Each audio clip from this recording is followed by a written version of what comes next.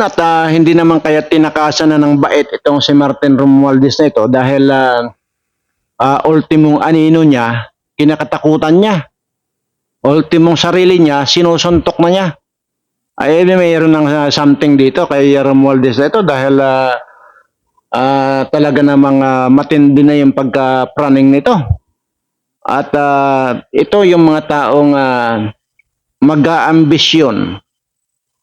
Ay alam naman ng mga tao na ang utak nitong mga animal na ito ay puro lang pagnanakaw. So ano ang kwan? Ano ina-expect ninyo? Pupurihin kayo ng tao? Sa mga ganyang mga pinaggagawa nyo, mga sasabihin mo, titindigan ko. At grabe, wala ka naman dapat tindigan. Eh kung tumindig ka, di tumindig ka. Pero sino ang tinitindigan mo at paano ka tumitindig at kung paano mo nasabi ang titindigan mo ay wala ka namang kaharap diyan kundi anino mo. Kaya pati anino mo kinakatakutan mo dahil nga sa kaswapangan mo. Dahil nga sa kabulastugan mo, ayan, na tinatakasan ka na ng bait. So talagang deserve ninyo ang mabaliw. Baliw ka na sa totoo lang. Yung mga kinikilos mo ay hindi na matinong wala na sa katinuan yang ikinikilos mo. At kabaliwan na yung mga ganyang ikinikilos mo dahil wala talagang wala na sa katinuan yang mga ganyang pag-uugali mo. Kaya deserve mo ang murahin, deserve mo ang mga salitang hindi malamon ng aso. So tama lang naman 'yan at sana ay gumaling ka pa dahil palagay ko ay agapan mo na 'yan at baka isang araw makita lang namin dito na nanghuhuli ka na ng langaw at isinusubo mo na. At mga kababayan, ito pong inyong mapapanood na susunod na video ay talaga namang nakakarimarim itong pag-uugali ni parte nito. Ito po at sabay-sabay na po natin panoorin. Bakit? Sino ba pumipigil sa'yo? Kung tinutukoy mo si dating Presidente Duterte, Speaker Martin, makinig ka. Hindi ka naman binabanatan Humihingi lang ang dating Presidente Duterte ng accounting. Walang utang na loob. Hindi na lang sana nagsalitaan ng ganyan. Post nyo lang yan. Pagtulungan nyo lang yung mag-ama. Nang lalong magalit sa inyo ang karamihan. Walang utang na loob. Si Digong ang nag-build ulit ng trust ng tao para sa inyo. Tapos try-try nyo lang pala. Hindi na kayo mananalo sa sunod. Kung wala mga Duterte, hindi kayo makakabalik sa Malacanang. Sandro Marcos, kakapal ng mukha nyong mag-anak. Ko at andyan ang pangalan ni Sandro Marcos. Hoy, Bongbong Marcos, ang kapal ng mukha ng pamilya mo.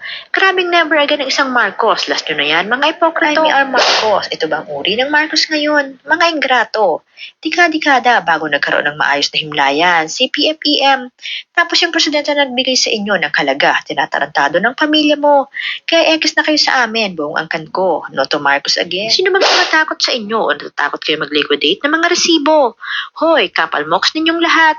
Hashtag, hindi mo pera yan. Speaker Martin, I will stand and fight against anyone. Teka muna. Bakit? Sino ba nang-aaway sa'yo? Wala naman nang-aaway sa'yo Ano pa sinabi niya? We will also not allow anyone to stop us from accomplishing our mandate for our countrymen. Bakit? Sino ba pumipigil sa'yo? Kung tinutukoy mo si dating Presidente Duterte, Speaker Martin, makinig ka ng maayos para hindi ka nagkakamali ng landas.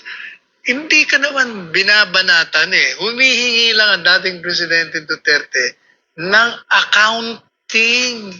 Hindi away yun.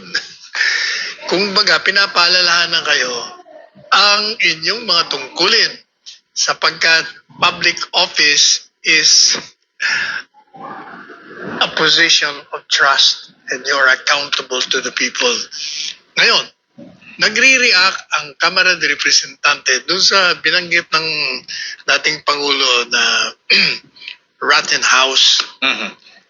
Ang problema naman po sa inyo kasi, kahit nung wala pa kayo dyan sa Kamara de Representante, rightly or wrongly, that has been the reputation of the House of Representatives.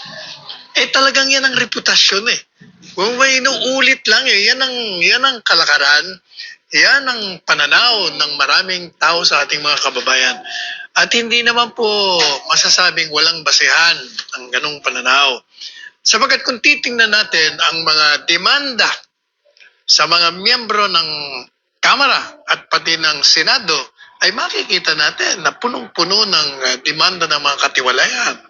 Maraming conviction, meron ding absuelto, pero the fact is, talagang maraming graft cases against the members of the House of Reps. Kaya yan ang naging reputasyon. Kaya yung mga bago pa lang na kinatawan, huwag kayong magre-react. Yan talagang pinasukan nyo. Ever since wala pa kayo dyan, yun na ang reputasyon. Pero dahil wala siya sa kapangyarihan, alam niyo naman dito sa atin, ang ihip ng hangin ay nagbago. Ang paalala lang po natin sa mga nasa kapangyarihan, hindi kayo forever nandyan. Yan ang tandaan. At ngayon, dahil nga walang nagsasalita, puro takot eh. Either takot o nagsisip-sip. Marami nagsisip-sip eh. Sabi ko nga kay BP Sara eh. Sabi ko palagi naman akong nasa likod mo at sa harap mo. At pinagtatanggol kita sa mga detractors mo. Mga detractors mong open na detractors or closeted or nagtatago. At meron ding mga balat kayo. Marami talagang balat kayo. Mga nagsisip-sip, kunyari sa kanya, pero mga lihim na mga kaaway. Kaya itong si Presidente Duterte, nung makita niya na mukha yatang wala nagsasalita.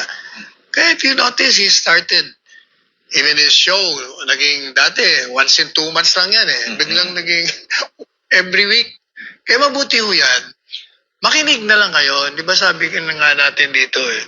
Mas mabuti yung naririnig ninyo kasi nagsasalamin ho yan ng damdamin ng taong bayan. Kaya makinig kayo. Wala namang mawawala. Pero wala akong nananakot sa inyo. O sino ba si dating Presidente Duterte manakot sa inyo? He's powerless. Ang kanyang kapangyarihan ay naroon sa suporta ng taong bayan dahil sa kanyang record na hindi malampasan ng kahit na sinong presidente ng naging presidente ng bansa. Narito pa ang mga komento mula sa mga dismayado at nagagalit ng mga netizens. Sana naman magising na mga tao.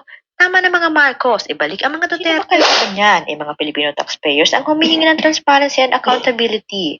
Masama ba yun? Hindi naman confidential funds ang MOOE ng Kongreso. Nabuang na si Romualdez, Panchito, Tambaluslos. Alam na pinakuli ng mga Marcos, kaya sa mag-ingat si Inday Sara Duterte, Kami. Palabas lang na magkaaway sila ni Lisa. Makukorner ka na mga ganit na Marcos. Inday, sayang lang at nagtiwala ka at di ka nakinig kay Tatay D. Walang utang ang pamilya ni Marcos Jr. Grabe. Pamilya ingrato, pati tatay niyong bangag sa pulburon at nanay na ahas na laklakera. Ganit at sobrang gahaman sa pera. Matapos pakinabangan ang mga supporters sa kanila, kinalimutan nila. Hashtag, batang congressman na kurang. Mga taong ungrateful, hindi marunong tumingin ng utang na loob. Never to Marcos again. Mga muka, mga manggagamit, mga hayop. Marcos ho, yung kakampings na gustong ipahukay ang lolo mo. Nakampings ka na din nila. Yung tao nakipagbakbakan kahit gaano man kasagitarada ng kabilang parlor sa kanya. At siya na rin ang tao nagpalibing sa libingan ng mga bayani. Kasi nga, gusto niyo maging bayani. Ayun, ala ka ng pake. Manggagamit pala talaga kayo. Hindi naman talaga serbisyong publiko ang pake nila, kundi ang pang sariling interes lang. Napakahirap na sa kanila, hinihinga ng audit ng kanilang MOOE kasi wala silang maipakitang resibo. Kaya todo pananira na lang ang ginagawa nila. Ang pamilya Duterte ang nagpabalik sa pwesto nyo. Naglinis ng dadaanan nyo. Yung pinagtatanggol mong kapwa mong Congress ay komunista na nagpabagsak rin sa lolo mo. Makinig ka sa tiyang ay mo. Alasandro, i-enjoy mo na tong posisyon mo at ng buong angkan mo. Kasi last nyo na to. Why wait, 2025 or 2028? Last year pa lang, tapos na, burado na kayo. Di nyo deserve mag-istipa sa PH, government, pabigat, pahirap kayo. Karma. Kaming mga mahirap at titindig sa mga kalukuhang ginagawa nyo sa Kongreso. Pinamudbud nyo na ang pera sa mga kapanalig mo, kaya kapito po kayo sa poder. Grabe. Sobrang kapal na mukha ng mga mambabatas. Nawala na ang dignidad nila dahil sa pera ng bayan. Na winawaldas nila sa kung anong extraordinary expenses na pasariling kasiyahan. Mayo, nagkulukhan lang yang mga yan. Sayang yan si Charis, nalunod na rin sa isang basong tubig. Sa Representative Philippines Congress, gusto niyo purihin kayo? Ilabas niyo ang resibo ng MOOE niyo, hindi yung andama yung pakulo. Trabahante lang kayo, hindi kayo ang amo, kundi kaming nagluklok sa inyo. Ang kakapal ng mukha ninyo, ang kakapal ng mga buhaya sa House of Representatives. Sa liderato yun ay Tambaluslos, mga kurako. Kapal mukha ni Tambaluslos, kapal ng mga buhaya, nasipsip noon kay tatay. Tapos dinidikdik siya ngayon. Kapal nyo talaga. Kapag mukha ng Tambaluslos Romualdez na yan, isa pang malaking hunyango. Kapit ako kung sino ang malakas sa tao. Kapal ng mukha mo, Tambaluslos. Sama-sama sa kampi ni Tatay Digong. Tapos ngayon, ang ginawa nyo kay BP Inday ay nakakasira ulo. Sila nagpupurihan. Ang akala naman ni Tambaluslos ay may pag-asa siyang manalo sa 2028. Kahit gaano kalaking pera ang gastusin mo ay sa inodoro pa rin bagsak mo. Kasi may something si Kongreso. Harapin mo sa analistahan, resibo kung saan napunta yung bilyones na budget. Yung nagsabi niya na titidig tayo at lalaban ay di nakabalik sa politika. Madami sila na dinanalo. Kabahan ka na. Dyan, Boy Tambaluslos. Mananagot ka din sa bayan. Wait lang ang karma para tayo magpapilin sa COA should be ashamed of themselves. Marapat lang na sila ay mag-resign. Ilalabas ang ambisyon niyang Tambaluslos. Pati ang surot na bubuwit na piling heartthrob na si Charis, kung may epal na din, mga matatakaw sa power. Parang may matindi ang kalaban Tambaluslos, taong bayan ang kalaban mo. Ang nagpapasweldo sa'yo, napakanan nyo lang, huwag nyo kaming isali. Gagamitin nyo na naman ang bayan, sanay kami sa takot ng comprehensive audit pag walang resibo. Kaya yes, justified ang takot ng speaker. Nakakatakot manghingian kayo ng resibo sa MOOE at extraordinary fund nyo.